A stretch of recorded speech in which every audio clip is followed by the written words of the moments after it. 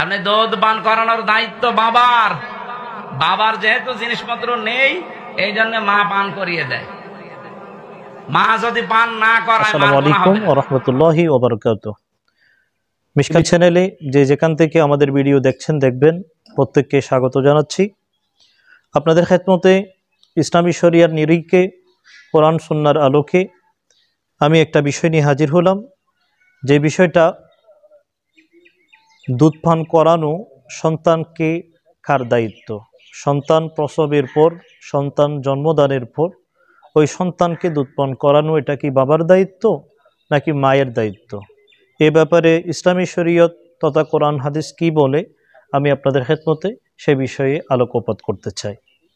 আল্লাহ রাব্বুল আলামিন কোরআনুল কারীম ফুরকানুল হামিদের সূরা আল বাকারার 233 নম্বর আয়াতে কারিমায় ইরশাদ করেন, ওয়াল ওয়ালিদাতু ইউরদিউনা আওলাদাহুন্না হাওলাইনি কামিলাইনি লিমান আরাদা আন ইউতিম্মা রাদাআ ওয়া আলাল মাওলুদি লাহু রিজকুহুন্না ওয়া কিসওয়াতুহুন্না বিল মারুফ।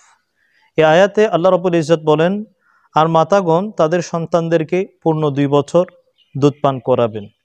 যারা দুধ পান করানো পূর্ণ করতে চায় তাদের জন্য। আর যার জন্য সন্তান জন্মেছে, অর্থাৎ পিতা, তার উপর সন্তানের মায়ের খাদ্য ও পরিধান যোগানের দায়িত্ব রয়েছে। এই আয়াতে আল্লাহ রাব্বুল আলামিন বলেছেন ইউরদিআনা। এই ইউরদিআনা শব্দ দ্বারা বোঝানো হয়েছে দুধ পান করানোর কাজটি মায়েরা করে থাকেন।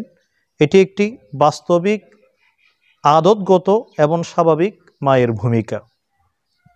একই সাথে একই আয়াতে আল্লাহ রাব্বুল আলামিন বাবাকেও দায়িত্ব দিয়েছেন।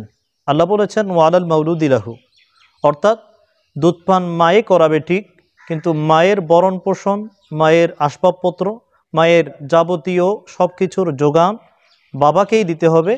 কেননা তিনি যেন খাদ্য, পানীয়, আহারের মাধ্যমে নিজের স্তনের মধ্যে দুধের যোগান পান, যাতে করে সন্তানকে সে দুধ পান করাতে পারে। এ ব্যাপারে রাসূল পাক সাল্লাল্লাহু তাআলা আলাইহি ওয়াসাল্লামা সহিহ বুখারী শরীফের মধ্যে একটা হাদিস এসেছে, যা আম্মাজান মা আয়েশা সিদ্দিকা রাদিয়াল্লাহু তাআলা আনহা থেকে বর্ণিত। আন আয়েশা রাদিয়াল্লাহু তাআলা আনহা আন্নাম রাআতান আতাতিন নবিয়্য সাল্লাল্লাহু আলাইহি ওয়াসাল্লাম ফাকালাত ইয়া রাসূলুল্লাহ ইন্নী আরদাআতু রাজুলান ফাজাআ ইখতিবুনি। যা বুখারী শরীফের কিতাবুশ শাহাদাতের 2635 নম্বর হাদিস, যেখানে রাসূল পাক বলেন দুধ পান করানো এটা মায়ের কর্তৃক সম্পাদিত হয় এবং এটি এত গুরুত্বপূর্ণ যে এর মাধ্যমে রদাআ তথা দুধ সম্পর্ক সৃষ্টি হয়, যার ফলশ্রুতিতে ওই দুধ পান করানো মাকে সন্তানের বিবাহ করা নিষেধ হয়ে যায়, হারাম হয়ে যায়। অতএব এমন একটা গুরুত্বপূর্ণ বিষয় যা কোরআন এবং হাদিস দ্বারা স্বীকৃত, এইরূপ একটা সুস্পষ্ট বিষয়কে আমাদের দেশের তথাকথিত একজন আলেমে নামে পরিচিত, আমি যাকে জাহেলে মোরাক্কাবে গায়রে মুফিদ বলি, আমাদের দেশীয় ভাষায় যাকে মানুষজন ভার্সিটির মাল হিসেবে চিনে, সে আমিরে হামজা, সে দাবি করছে দুধ পান করানো এটা মায়ের দায়িত্ব নয়, এটা বাবার দায়িত্ব। যেহেতু বাবার সে জিনিস নাই, এজন্য মাকে নাকি দুধ পান করাতে হয়। নাউজুবিল্লাহি মিন যালিক। তার এই কথা সম্পূর্ণ কোরআন এবং হাদিসের বিপরীত।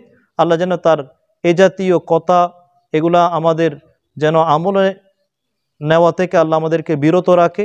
আমরা যেন সঠিক কোরআন ও সুন্নাহর আমল করতে পারি এবং সঠিক কোরআন হাদিস বুঝে আমাদের ইসলামী শরিয়া মতে চলতে পারি। আল্লাহ আমাদের ঈমান আকায়েদকে হেফাজত করুক এবং আমরা যেন সর্বদাই আমাল ঈমানকে পরিশুদ্ধ রেখে করতে পারি, সে ব্যাপার আল্লাহ তৌফিক দান করুক। ওয়া মা আলাইনা ইল্লাল বালাগ। আসসালামু আলাইকুম ওয়া রাহমাতুল্লাহি ওয়া বারাকাতুহু।